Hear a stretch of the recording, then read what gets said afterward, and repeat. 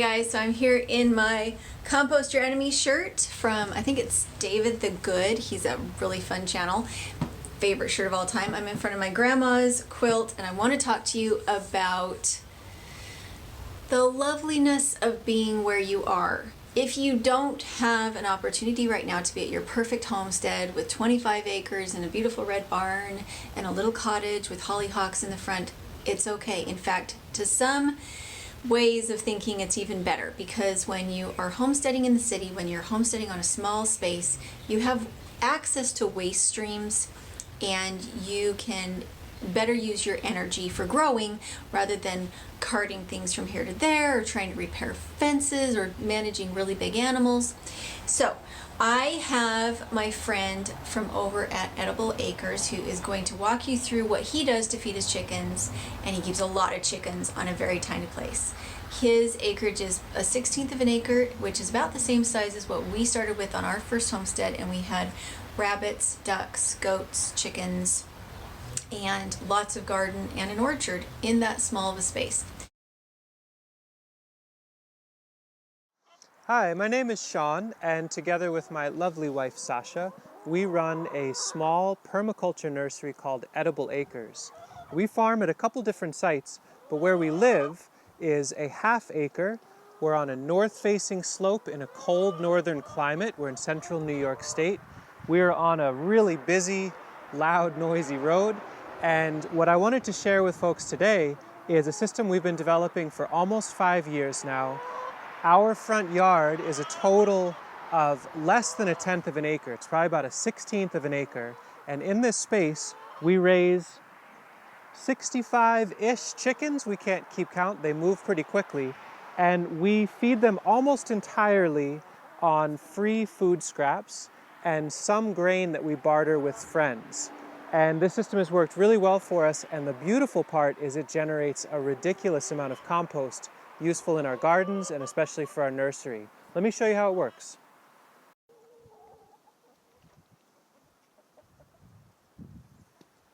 Our system is a collaboration between our efforts and our chickens' efforts. And from a permaculture model, we try to look at their innate behaviors and their desires, which are to kick through and scratch. As those of you that have chickens and gardens, you know if they get in your garden, they love to annihilate everything. And so working with that behavior and trait, we've designed this system where you can see we bring in as much carbon and bulk as we can. In this case, we recently got a huge amount of wood chips. Carbon is the key, the fundamental to this whole project. And so we'll bring in as much as we can, especially in the winter months. And then for the winter, we have these simple cattle panel framed hoop house that we can bring the wood chips in. And if you'll come inside with me, I'll show you.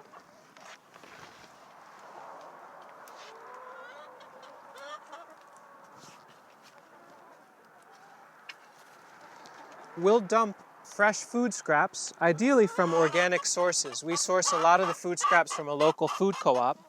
And we mix this with whole grain that we barter with local farmers. So far we're in just about $0 for this whole system. And you can see the chickens have worked through this last bit quite a lot. They'll look for whatever worms and bugs, or they'll directly eat rice grains or cheese or whatever's in there. You can see here's a whole bunch of fresh greens. If there's a little trash, we'll pick through it. And the bulk of their food comes from directly eating this huge mix of food scraps. As we move it down through the pipeline, we pile it up, mix it with more wood chips, and they very happily pick it apart. As the grains that we add have more and more time exposed to the warmth and moisture of this system, they begin to sprout. And so our chickens will have a mixture of all sorts of beautiful organic greens and leftovers along with sprouted organic grain.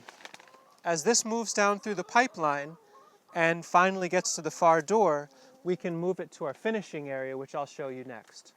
Every day we'll come out, pile up the compost from the day before, or we'll bring fresh food scraps as often as possible. Keep doing that process, turning, turning, turning, and ultimately it leaves from the back end of this tunnel and gets piled up here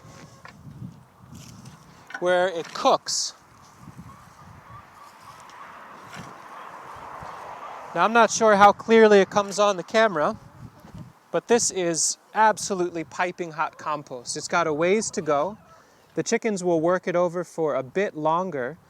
This is where fungi and earthworms and pill bugs start to come in, and so they'll have additional value of feed from this as this compost maturates. Once this cools off, we can use it in the garden, or we can use it as a hot compost to provide heat to start early starts. We'll also bulk out that finishing compost with wood chips and let this maturate to form an incredible carbon-heavy living fungal compost.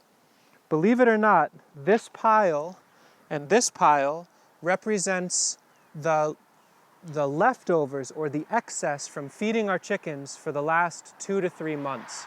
So this is basically a fair chunk of what a winter feeding program for mid-60s chickens leaves over for us. So permaculture really is working well for us here. We hope this gives you a good basic introduction to our system. Our Edible Acres YouTube channel documents this thoroughly. We keep people very up to date on what we're doing, what's working, what's not. It's a constantly evolving system that is helping us design it as it goes along. We hope you could join along and subscribe and check out what we're doing. And we hope that this inspires folks to try this on their own. It's by no means a design that has to be done exactly like this in any way. Tiny parts or the whole system could be replicated. Any aspects of it can be adopted into a small chicken operation. I think it could be scaled up or scaled down in any direction. The other nice thing is we get so many eggs. We don't sell them because we don't have an overhead to raise our chickens. And so we have about a dozen, more than a dozen or so per day that we can share with friends and family. And that feels really lovely. And our chickens seem pretty happy. So make sure to go check out his channel. I highly recommend it because whether you have a small acreage or a large acreage, tips to cut expenses down and to improve the lives of your animals, you can't buy that. And so go check him out, Edible Acres. Along with that, when I first started thinking about having a homestead and growing food because I was pregnant with Paige and the mommy thing kicked in, this is the book that really got my juices flowing. And it's the reason why when we got our homestead in Idaho, it was only an acre and 2/3, is because after reading this book, I looked at it and I say, how can I compress everything? How can I make everything do 14 different jobs so that I will have the energy to be a mom and a wife and homestead at the same time? And so we grew so much of our own food, and we grew all of our meat. We grew most of our, we grew all of our greens in the summer, all of our vegetables that were leafy because we were cold weather people. And we have fruit trees for bees and for our own fruit. There's so much you can do on a small acreage. So even though you see us as we go forward, trying to get into, I would say, because we keep having things come back and bite us in the butt on this new property. It has 5 acres. So some of you be grateful that all you have is a backyard right now.